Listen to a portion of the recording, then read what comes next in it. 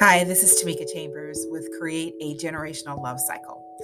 And as you know, today is the last day of October 2021. So October 31st, 2021. And we will not get this day back.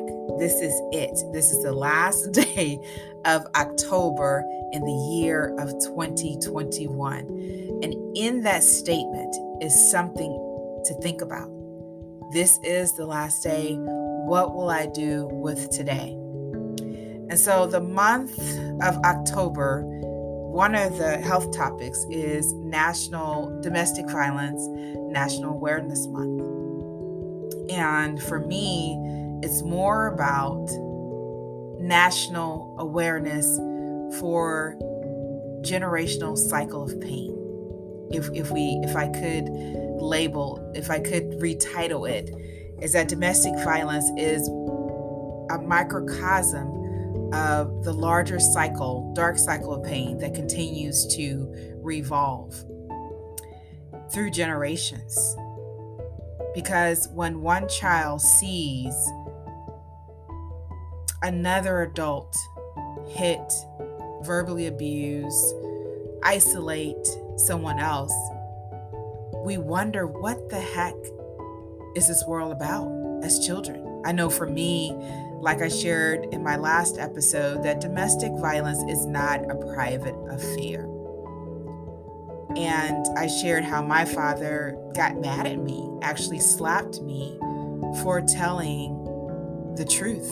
My truth, what I saw out of my eyes, that my mom was being abused, and his truth, in that he was taking out his pain on her, his unhealed wound. And pain can make us think that it can literally reshape our internal wires to our moral, spiritual foundation, to make us think that what we're doing is correct. I'm angry, I hurt, therefore I will hurt. I will show my anger. And one of the things my mom told me, I saw what she went through. I saw the fear in her eyes as she described one day to the police officers. I couldn't hear it, but I could feel her pain as a child. I could feel, my heart ached for her that day when I saw the sadness in her face, the desperation of someone believe me. And I believe it was almost 20 years later, that was in the 1970s, that domestic violence became a crime. That before then, can you imagine, and even today, that some think that it's okay to impose our will on someone else's body. But the Bible tells us that the anger we feel, the upset, is not between human and human. It's more of a spiritual, it's more of an unawareness of who we are and what we're here to do. And that we will experience trial and tribulations, yes, but we have everything we need to transcend our experiences. We don't have to take our blame out on others. We don't have to show that control means anger, that control means putting, quote unquote, putting people in their place. Because when we oppose others, our will on them, are we not acting like our Creator? Are we not assuming the role, the title that we do not have? God says in the Bible that we have dominion over birds and animals and creatures. Nowhere does it say to me that we should beat on one another.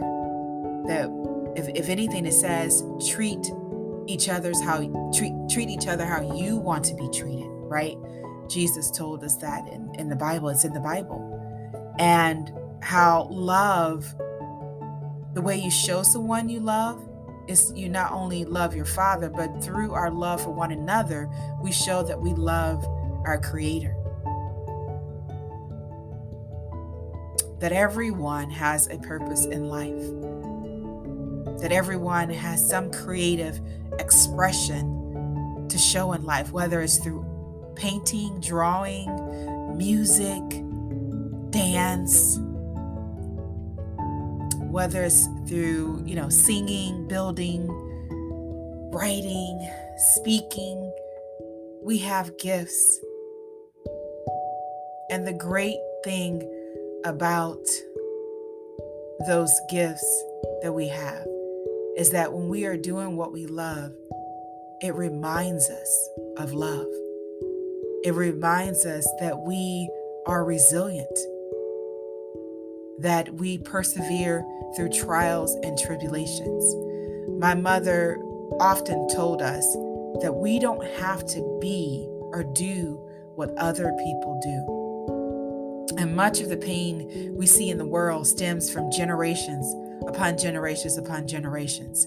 Even the first story about Cain and Abel in the Bible, and the jealousy and the greed and the feeling that we need to triumph and be better than someone else because we don't feel like we're better. We don't feel like we're loved. We don't feel that we can succeed in life without triumphing over someone else.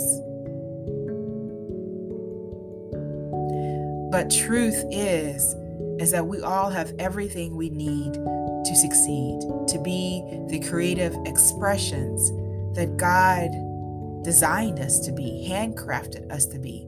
No one is greater or lesser than the other in God's eyes. Yes, we have titles: husband, wife, supervisor, manager, father, son, father, daughter. But none of those titles gives us the right to demean and demoralize people with our action and words. Last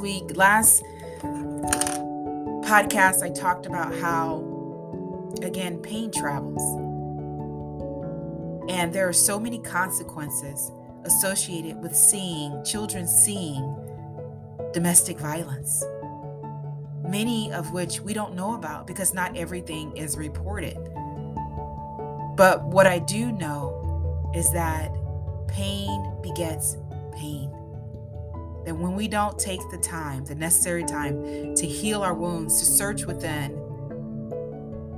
and to address those areas where we perceive ourselves as weak, where we perceive ourselves as lonely, and feel like we have to bully someone to be with us, to love us, when we don't accept ourselves as we are, we carry those unhealed wounds, and our children see that. And I say that we don't just teach as parents, we don't just teach our children how to treat other people. We teach our children too how others should treat them. So when we look at the statistics about domestic violence in children and the consequences associated with them, and even with someone who's undergoing domestic violence and the post-traumatic stress disorder, the anxiety, the nightmares, all of that is trying to make sense out of something that makes nonsense, that is nonsense. We relive it because we know deep in our heart that that's not the way life is supposed to be. And we're trying to understand what could make, even for me, the day that I looked at my father when I had a fishbone stuck in my throat, and he kneeled at my side and fed me bread to help me swallow down the fishbone. And I looked in amazement because I know now, seeing someone who could be so, and I shouldn't even say mean, but could experience so much hurt and pain, dislike for yourself, inner hatred because of what someone else did to us. That just because, even as a child of domestic violence, and even though my years of seeing my mother abused by my father, all that I is still stored in my subconscious. Until recently, I had told my mother that I was sitting in the car and I kept having these, like, not, it was like kind of like those images where you don't really see, but you kind of feel it. You feel like you're in something. And I've had it before. And I felt like the driver of the car and was hitting the passenger of the car, talking to the person in a very derogative way. And I said, okay, that car, my husband hasn't done that. So where am I getting this from? And I thought about my mother. And as soon as I called her and told her these images are these, I'm trying to explain them, but I couldn't see it, but I could feel it. I could, in some part of myself, I could feel it. And I told my mom, and as soon as I told my mother what was going on, she said, yes, that happened. That happened to me. And I said, wow. And as soon as I told her, like I had done once before in St. Louis, I told her, she said that whole vision stuff went away from me. I no longer had that was no longer happening to me, that it was put in its rightful place. And so I want to say that just because we have been through abuse, we have to put abuse in its rightful place. That nothing an adult does is a child's fault. That we do not have to go on and continue to seek abusive relationships to make sense of what happened to us. That we don't have to relive it. And I think that was impressed upon my heart. And I know sometimes we're in relationships where we may deal with someone who's talking, expressing their pain to us, and maybe calling us names and doing things, and somehow we feel that we are the ones to blame, and my mother went through this, or my father went through this, and this is just the way of life. And it's not. Even as a health educator, I would have people say, well, my father had diabetes, and he lost his leg and his eye, and all this stuff happened, and it's going to happen to me. It's no big deal. And I think we forget, and it's not a thought, but it's more of a belief, that we forget who we are. That because things are a certain way doesn't mean it has to be that way. And it's that fatalistic approach that continues to get us stuck in this cycle of pain until we say enough is enough. Pain became one of my greatest teachers, because I didn't like pain. I didn't like to feel like I was the one to blame. I didn't like to feel like I was guilty or I should be angry, because I truly believe there's something out there greater than what I had gone through, what I experienced, and that life is for living. It is not to repeat the errors, the ways, to continue to live in that cycle of pain. We don't have to do that. And I think that is the message when we talk about creating a cycle of pain, or creating a cycle of love. We're talking about breaking the cycle of pain. That's what it's all about. It's all about realizing that we do not need to struggle. We do not need to continue to live in pain, regardless of who lived in pain, regardless if they still live in pain, regardless if they still deny that they are in pain. The first person that we can free is ourselves. And we hope that others will see that, but there's no guarantee. And I think we have to let ourselves go. As a child of domestic, seeing my father abusing my mother, even the abuse that I experienced, it's our experiences may be different, but the underlying issues, the belief, the myths, that we feel like we have to be like our parents, that we feel like this is just the way of life, that we have to continue to struggle, that what gives us the right or the audacity to be different, to speak up, to have a voice, to choose love over pain, to choose to face our emotions and heal our wounds that we do not continue this dark generational cycle of pain. What gives us the audacity to say no to darkness, to say no to pain, to say yes to life, to say yes to living? You know what gives us the audacity? Is that we believe we deserve it. We deserve better. We believe that life is a gift. And we believe that we have choices and we can make those choices. We deserve better. And until we hold ourselves accountable for that, we will continue to live the cycle of pain. We hold ourselves accountable for living the life that we want to live. Now, I am not here to speak for every domestic violence relationship that is out there, but I believe there are underlying issues. Anytime we feel that it's okay that someone treats us disrespectful or against our moral standards, because we have a moral compass in us.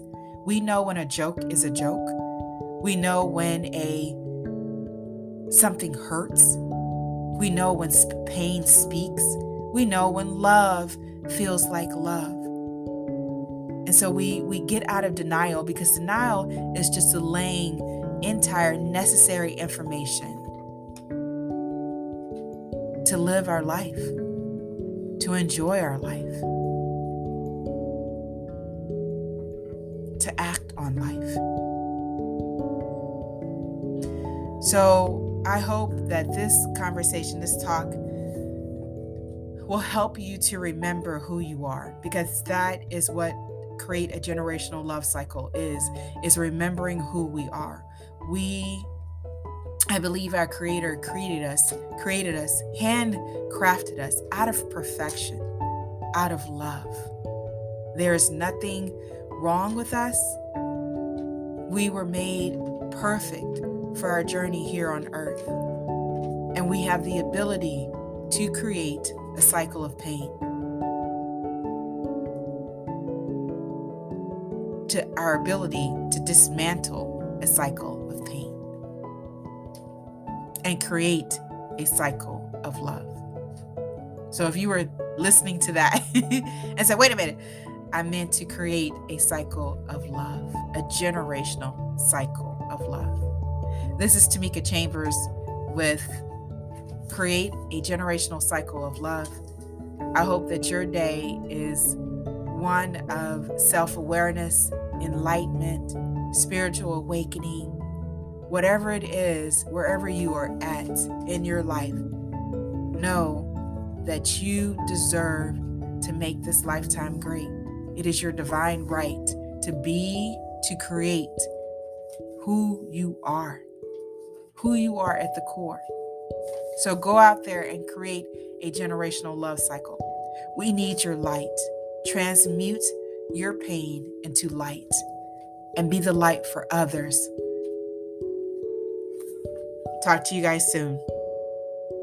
You can catch me at tamikaschambers.com and on Medium, Twitter, and Facebook, as well as Instagram.